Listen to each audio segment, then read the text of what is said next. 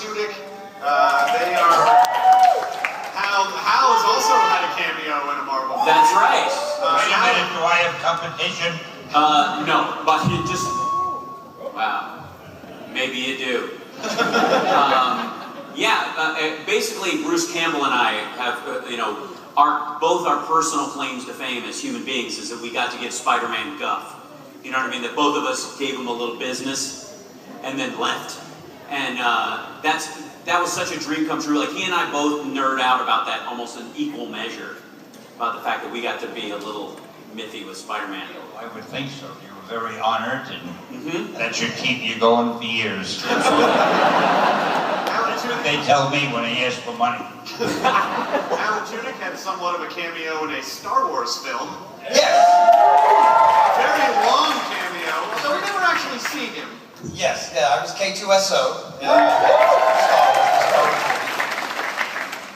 Stan, you did a cameo in my show, Con Man, Nathan Fillion, and now we're nominated for 2 Emmys. So I think it was probably all you. It was all you.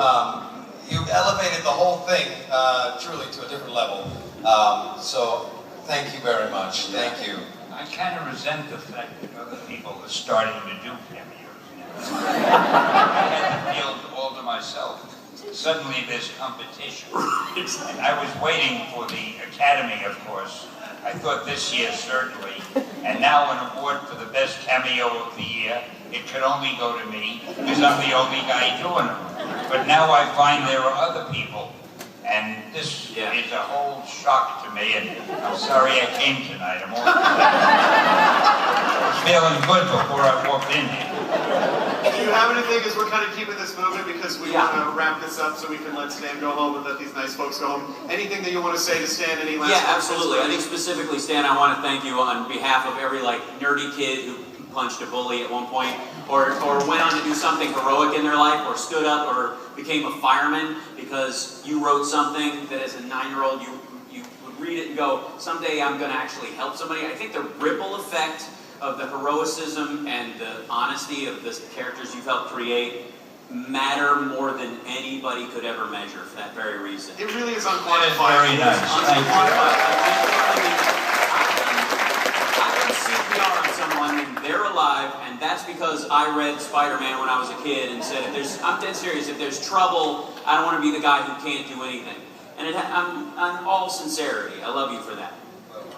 And also, Morgan Spurlock just got here, and he just showed up, so he's going to come out on stage and say hi. Yeah! This is Morgan Spurlock.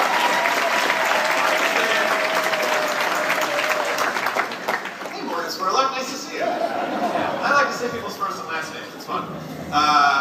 Morgan, really quickly, any words for Stan? Oh my God, this guy, what a... Give him a microphone! Hello, everybody. How are you? Thank you, guys. How about Stan Lee? What an amazing human being.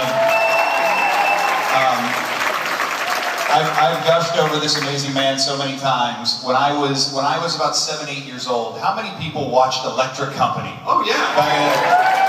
So I remember being where are you coming from? Spider-Man! Nobody knows who you are! So I first got turned on to Spider-Man when I was 7, 8 years old. Watching this, my mom says, "Oh, you realize this is a comic book?" And I was like, "What are these things of which you speak?" And so suddenly she brings me these comic books, and I am suddenly diving into this man's brain like no other child ever could. And I'm diving into this, I'm diving into the X-Men. It's like one thing after the other. I just start eating everything that is Stan Lee in my life. And slowly but surely, he infects my brain. He infests me with all of his brilliance, his genius, his creative. And it was because of him that I started to want to make movies, to tell stories. I started to write my own comic books. And so then it was cut to 30 years later when I was at Comic-Con, and we were doing the Simpsons special for Fox, the 20th anniversary special. And I go to a party, and across the room is Stan Lee. And somebody comes up to me and they said, "Would you like to meet Stan Lee?" And I go, "Oh my God, yes!" And I'm giddy. I'm like a little kid, And so they take me over to Mr. Lee and they go, "Stan, this is Morgan Spurlock, Mr. Black Stan Lee," and I'm like, "Oh my God, Mr. Lee!" And I gush over and tell him everything about that he's done for my life, how he's transformed it, and made me want to tell stories. And Stan goes, "Oh my God, Morgan, it's so great to meet you. We should make a movie together." we should make a documentary. We should make a documentary about Comic-Con. And I go, yes, we should, Mr. Lee, yes, we should. And he turns around, and they said, what was that all about? And I said, he wants to make a movie about Comic-Con. Cut to a year later, as Stan Lee and Joss Whedon are producing the film we made about Comic-Con, and it was one of the greatest experiences of my life, getting to get notes from this man, to get feedback from this man, to get to have creative conversations with this man.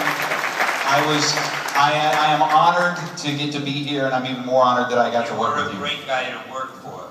You were one of the few people doing a documentary who knew what the hell he was doing, how to do it, and it was a pleasure. I appreciate what you say.